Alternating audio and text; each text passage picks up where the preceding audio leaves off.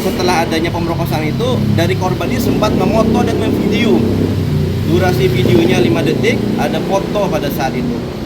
Terima kasih, kami hari ini dari tim advokasi untuk Juwita atau AUK Juwita melakukan pendampingan terhadap dua orang keluarga korban seperti itu, dari kakak dan kakak iparnya. Jadi ini merupakan pemeriksaan lanjutan yang sebelumnya yang di tanggal 29 Maret 2025, lalu di tanggal hari ini tanggal 2 April dilakukan pemeriksaan ulang. Total pertanyaan tadi dari penyidik ada sekitar 32 pertanyaan untuk kakak ipar, untuk kakak kandungnya ada sekitar 31 pertanyaan seperti itu. Jadi itu yang memang tadi dilakukan di dalam pemeriksaan. Yang jelas fakta terbaru yang kami dapat tadi setidaknya berkaitan dengan kronologis awal. Jadi kronologis awalnya adalah Juwita ini kenal dengan tersangka. Nah ini juga yang kami sampaikan adalah hari ini dari yang sebelumnya terduga J ini sudah tersangka per tanggal 29 Maret kemarin sudah tersangka dan dilakukan penahanan selama 20 hari oleh penyidik Komil seperti itu. Jadi sudah tersangka. Jadi dipastikan sudah tersangka oleh penyidik seperti itu dan sudah ditahan di sini. Tadi ada berita acara penyitaan juga, ada sekitar 14 alat bukti yang disita. Dari ini kan ada mobil, ada motor, mobil memang mempunyai rental, terus ada beberapa yang lain. Terakhir temuan dari penyidik juga mendapatkan kaca anti gores. Dari handphone korban juga didapatkan, jadi kan alat bukti juga. Jadi sudah digital, jadi kami diperlihatkan kepada kami satu persatu dan ada berita acara penyitaan. Ya setidaknya kita berharap kepada penyidik ke depan agar melakukan penyidikan lebih komprehensif lagi. Tadi kan ada petunjuk dari keluarga berkaitan dengan diusulkan untuk ngecek lagi semua CCTV di sekitaran kejadian. Dari rute berangkat, start, menitipkan motor, terus di mana TKP seperti itu. Sehingga ada beberapa petunjuk yang disampaikan CCTV ini harus dicek, CCTV ini dicek seperti itu. Jadi dari penyidik tadi sudah sepakat untuk melakukan pengecekan kembali berkaitan dengan CCTV tersebut. Yang lainnya juga tadi juga di keterangan tambahan ditambahkan bahwa dari keluarga korban meminta untuk dilakukan tes DNA terhadap sperma yang ada di rahim korban. Jadi sperma di rahim korban itu kan sudah diambil sampelnya oleh dokter forensik dan keterangan dokter forensik yang didengarkan oleh kakak ipar korban bahwa itu ada sperma yang volumenya banyak seperti itu. Nah sehingga untuk lebih jelas secara ilmiah sperma itu milik siapa, seperti itu. Jadi, ada indikasi keterlibatan orang lain nggak? Ya makanya ini yang kita pertanyakan, ini milik siapa? Jadi milik siapa? Karena banyaknya volume itu kan sehingga kita mengusulkan untuk dilakukan yang namanya lab forensik ke depan. Kita kan tidak memiliki di Kalsel, adanya kan di Surabaya atau di Jakarta. Jadi di penyidik tadi diusulkan seperti itu agar lebih tuntas dalam hal dugaan tersebut. Jadi kekerasan seksual yang dialami korban ini kami menduga sih itu terjadi pemerkosaan. Jadi berawal dari bulan September, sebelumnya kan korban itu kenal. Jadi September setelah itu ada beberapa hari jedanya kenal dengan korban, lalu komunikasi melalui via aplikasi media sosial sampai dengan bertukaran nomor handphone. Lalu seiring berjalannya waktu setelah itu jedanya di sekitaran akhir Desember, jadi akhir Desember lah kami pastikan kisaran tanggal 25 sampai dengan tanggal 30 itu dari tersangka ini minta pesankan kamar hotel karena setelah kecapean latihan MMA di Banjarbaru, lalu Itu Desember, Bang? oleh korban dipesankan kamar hotel pada saat itu. Setelah dipesankan kamar hotel, lalu kunci ada, masuklah korban, ternyata korban itu didorong langsung. Ini cerita kepada kakak ipar korban, didorong langsung dipiting, pada saat itu dilepas pakaiannya dan diperkosa pada saat itu. Bulan apa itu? Jadi kisaran bulan Desember. Itu Bulan Desember. Itu bukti ada di kakaknya pada saat itu dan disaksikan oleh kakak kandungnya oleh Juwita langsung, karena kan kakak kandung dan kakak iparnya kan suami istri. Nah yang selanjutnya setelah adanya pemerkosaan itu dari korban ini sempat memoto dan memvideo. Durasi videonya 5 detik, ada foto pada saat itu. Jeda setelah adanya pemerkosaan itu 1 bulan selanjutnya sekitar tanggal 29 Januari ya.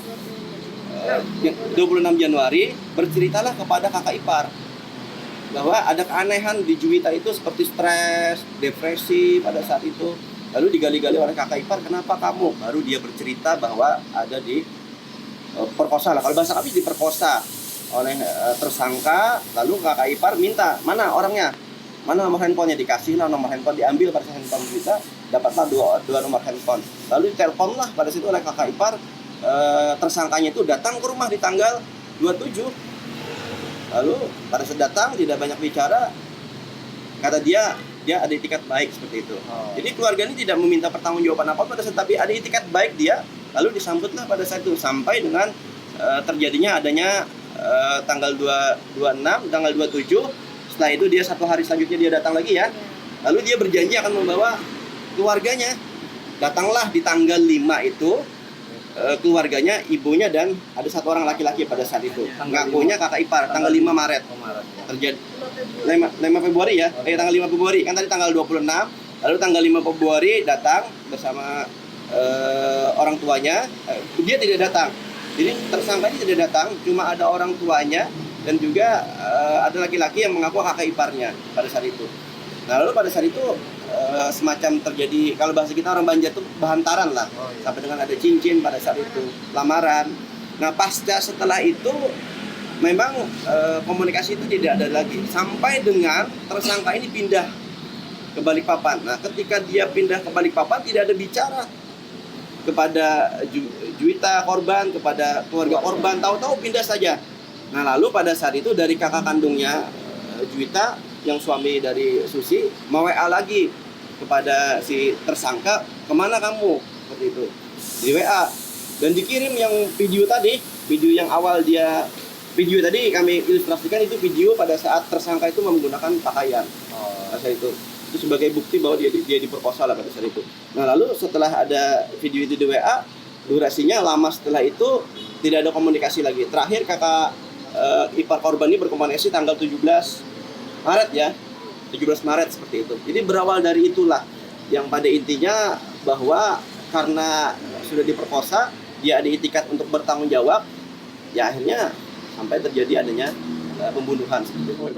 Ada bertemu langsung nggak korban dengan tersangka ini? Setelah itu kami tidak mengetahui secara detail karena itu dengan korban kan yang kami ketahui, kami bisa gali fakta itu ketika dia sudah bercerita kepada kakak ipar seperti itu. Jadi cuma itu yang kami gali, kami lihat timelinenya, jamnya, bukti WA dalam hal itu sampai dengan terjadinya di tanggal 22 Maret 2025 adanya pembunuhan itu. Informasi long Bang, terkait dengan barang bukti video tadi yang disebutkan di hotel tadi. Itu isi videonya terduga pelaku Bang. Terduga pelaku ada foto, lalu ada durasinya sekitar 5 detik lah. Video itu bergetar. Jadi kakak ipar ini menceritakan video itu bergetar karena saking takutnya. Kita di kamar hotel ketika dari tersangka itu memakai pakaian ke sana. Berarti videonya tersangka memakai pakaian, lainnya memakai celana dan baju. Barang buktinya akurat Bang ya? Ya memang kita konfirmasi kepada 2 orang saksi, jadi di kakak ipar dan kakak kandungnya korban seperti itu.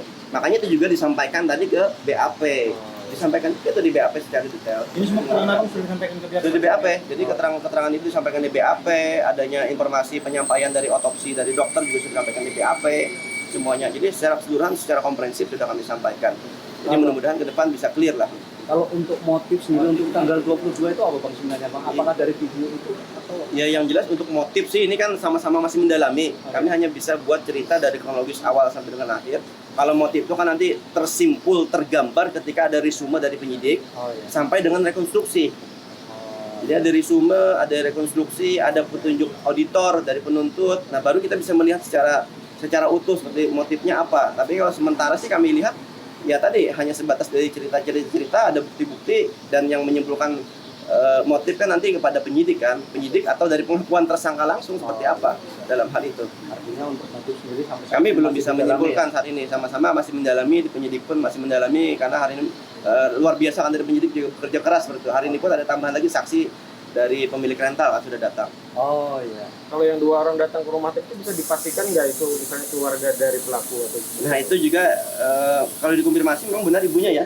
Ibunya benar. Kalau yang satunya yang laki-laki itu pengakuannya kakak ipar sih. Tapi kita konfirmasi lebih detail kan belum tahu. Dan konfirmasi untuk dari pemilik rental itu memang yang terduga nih yang merental mobilnya. Memang dia langsung. Terus juga infonya sih KTP yang dititipkan jaminan di rental itu KTP dari tersangka langsung juga seperti itu. Tapi lebih detail kan itu di BAP kami tidak sempat diskusi banyak tadi dengan kepada pemilik rental. Bang, yang meletakkan mobil korban di lokasi kejadian itu tersangka atau orang lain?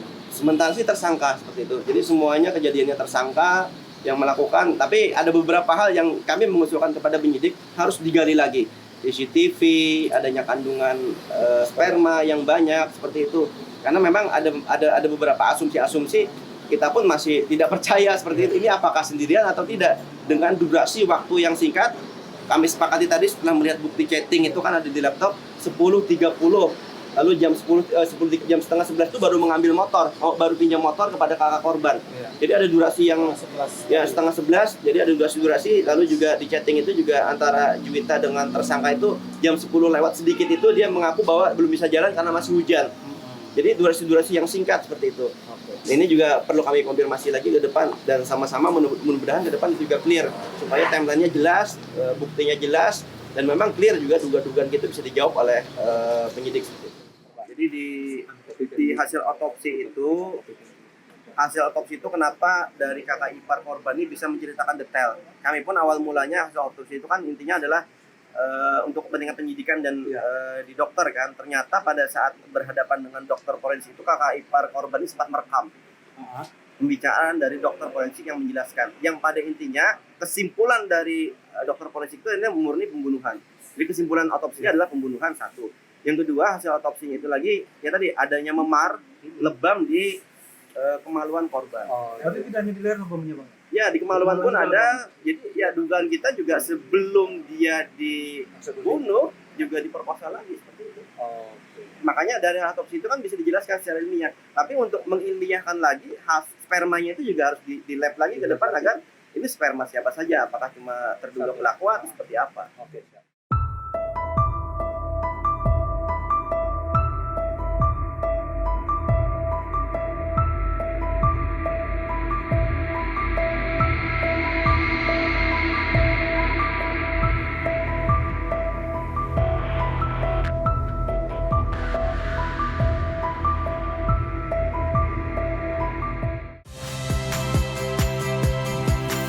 Saya Ihsan Sitorus.